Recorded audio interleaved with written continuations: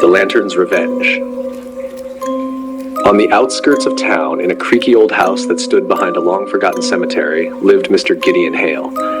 A man of many vices and fewer virtues, he was the sort of neighbor everyone whispered about, but no one dared to confront. The children called him Old Man Hale, and every Halloween, his home was the darkest on the block, as if it absorbed all light and joy from the holiday.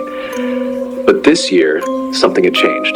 The lights in his home flickered like embers in a dying fire, and on his porch sat a lone jack-o'-lantern, its jagged grin crooked and unwelcoming. Whispers circulated that Hale was handing out candy for the first time in years.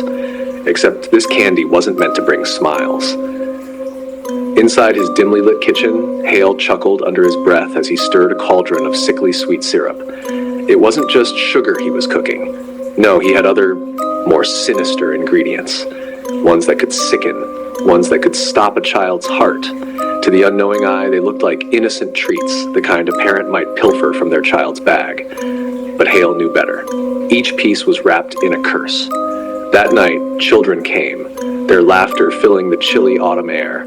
Dressed as monsters, witches, and ghosts, they approached Hale's porch with excitement. "Trick or treat," they cried in unison, holding up their pillowcases and plastic pumpkins. With a grin that didn't reach his cold, pale eyes, Hale dropped a few candies into each bag.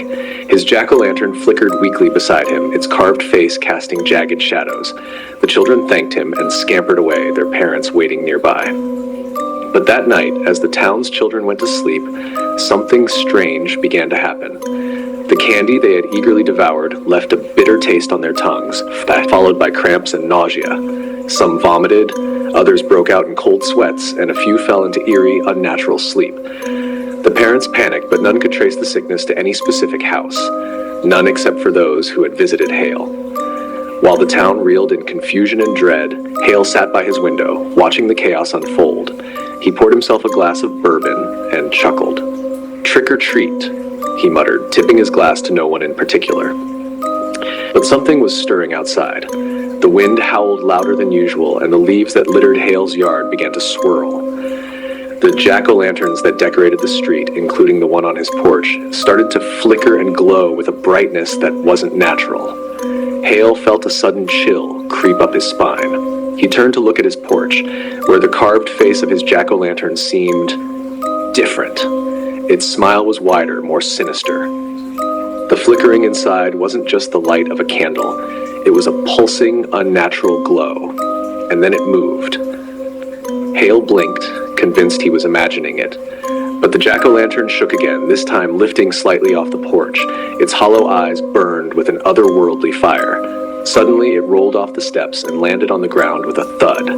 Hale's heart pounded in his chest as he watched it roll toward the street, where the other jack-o'-lanterns on nearby porches began to light up one by one. They lifted into the air, hovering like vengeful spirits. Hale stumbled backward, knocking over his bourbon. The jack-o'-lanterns, dozens of them now, moved with a singular purpose.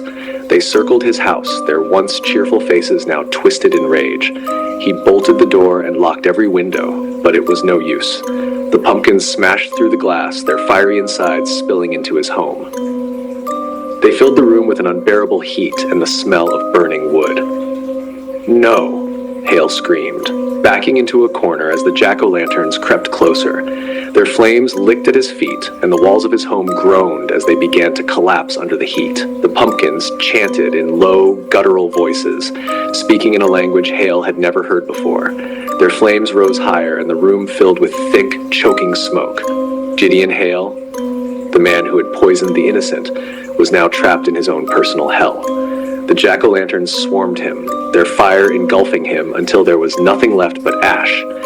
By morning, the townspeople found his house burned to the ground, a pile of smoldering embers where it once stood. Among the ashes were the blackened remains of pumpkins, their carved faces forever frozen in mocking grins. No one ever found out what had caused the fire. But the town's children, those who had fallen sick, awoke the next morning as if nothing had happened. They didn't remember the sickness or the pain. All they remembered were the jack-o'-lanterns glowing bright under the moonlight. And from that Halloween forward, no one ever dared set foot near Old Man Hale's ashes. The pumpkins, it seemed, had gotten their revenge.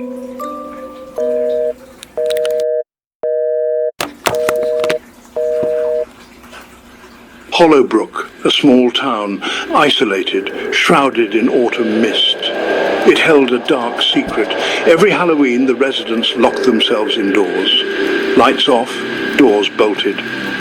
Silence fell at 10 p.m. sharp. This wasn't just tradition, it was survival. The air grew heavy as darkness descended. An unsettling stillness, the calm before a storm. Hollowbrook braced itself for another Halloween night. As the clock struck 10, the town seemed to hold its breath. The streets, once filled with the laughter of children and the rustling of leaves, now lay deserted. The only sound was the distant hoot of an owl, a lone sentinel in the night. The fog thickened, wrapping the town in a cold, damp embrace. Inside their homes, the residents of Hollowbrook moved with a sense of urgency. Windows were shut tight, curtains drawn, and lights extinguished. Faces, pale and drawn, reflected the fear that had been passed down through generations. Parents whispered hurried instructions to their children, who listened with wide, frightened eyes. The legend of Hollowbrook was an old one, its origins lost to time. It spoke of a curse, a malevolent force that roamed the streets on Halloween night. No one knew where it came from or why it chose Hollowbrook, but the townspeople had learned to respect its power. Those who defied the tradition never lived to tell the tale. Outside, the fog seemed to come alive. Shadows moved within it, shapes that defied explanation. Some said it was the spirits of the restless dead. Others believed it was something far more sinister. Whatever it was, it brought with it a sense of dread that seeped into every corner of the town. Children, with their vivid imaginations, often drew pictures of the creature they believed haunted their town. Monsters with glowing eyes and sharp teeth lurking in the shadows, waiting to pounce. These drawings, pinned to refrigerators and tucked under pillows, were a stark reminder of the fear that gripped Hollowbrook every Halloween. Elders would gather the young ones around the fireplace, recounting tales of past Halloweens. Stories of bravery and loss, of those who had tried to confront the darkness and paid the ultimate price.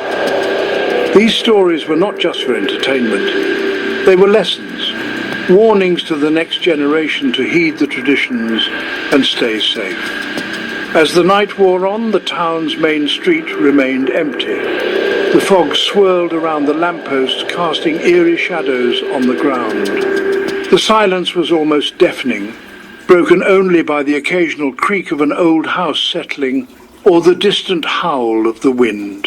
Inside their homes, families huddled together, seeking comfort in each other's presence. The fear was palpable, but so was the sense of unity. They knew that as long as they followed the rules, they would be safe. The night would pass, and with the dawn, the curse would lift, if only for another year. As the first light of dawn broke over the horizon, the fog began to lift. The town of Hollowbrook slowly came back to life. Doors were unbolted, windows opened, and the streets once again filled with the sounds of everyday life. The residents emerged, weary but relieved, knowing they had survived another Halloween night. A child peered out of a window, their eyes wide with curiosity and relief. The danger had passed, and the town was safe once more. But the memory of the night lingered, a reminder of the darkness that lurked just beyond the edge of their world. Hollowbrook had faced the witching hour and emerged unscathed, ready to face another year. Legend whispered of Matthias Hollow, the town's founder, a cruel man, accused of witchcraft. They hanged him on Halloween night, his last breath a chilling curse. He vowed to rise every year, to claim a soul. Generations passed. The legend remained, ingrained in Hollowbrook's DNA. But who was Matthias Hollow really? Born in the late 1600s, Matthias was a man of ambition and mystery. He arrived in what would become Hollowbrook with dreams of building a prosperous town. Yet his methods were ruthless. He ruled with an iron fist, instilling fear in the hearts of the townsfolk. Whispers of dark rituals and forbidden practices surrounded him, casting a shadow over his legacy. As the years went by, the townspeople grew more and more suspicious of Matthias. Strange occurrences plagued Hollowbrook. Crops failed, livestock vanished, and eerie lights flickered in the night. The townsfolk, desperate for answers, turned their suspicions towards Matthias. Accusations of witchcraft began to circulate, fueled by fear and superstition. On a cold, moonlit Halloween night, the townspeople could take no more. They stormed Matthias's grand manor, dragging him out into the town square. With a noose around his neck, Matthias stood defiant, his piercing eyes burning with an otherworldly fire.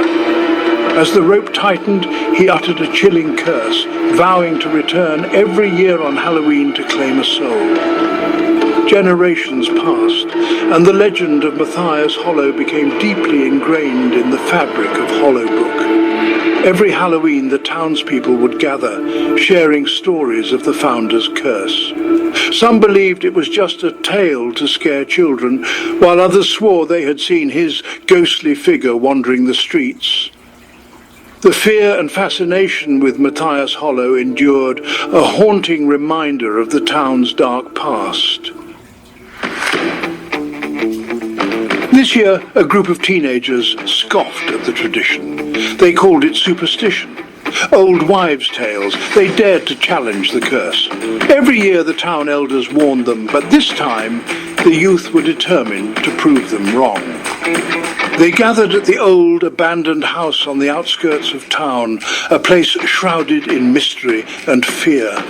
The air was thick with tension and excitement. See, nothing happens. It's all just a bunch of nonsense. We've been scared for no reason all these years. Jake, the ringleader, held a lighter beneath his chin. His eyes gleamed with defiance. He stepped outside. It was 9:58 p.m. The others followed, their laughter echoing in the night. They felt invincible, untouchable. The old house loomed behind them, its windows like dark, empty eyes watching their every move. Jake's heart pounded with adrenaline. He had always been the brave one to take risks. Tonight was no different. He flicked the lighter on and off, casting eerie shadows on his face. The group huddled closer, their breath visible in the cold night air. They whispered among themselves, daring each other to go further, to do more. The clock ticked closer to 10. The legend said that anyone outside the house at 10 would face the curse. But Jake didn't believe in curses. He believed in proving a point. As the seconds ticked by, the atmosphere grew heavier. The wind picked up, rustling the leaves and sending shivers down their spines.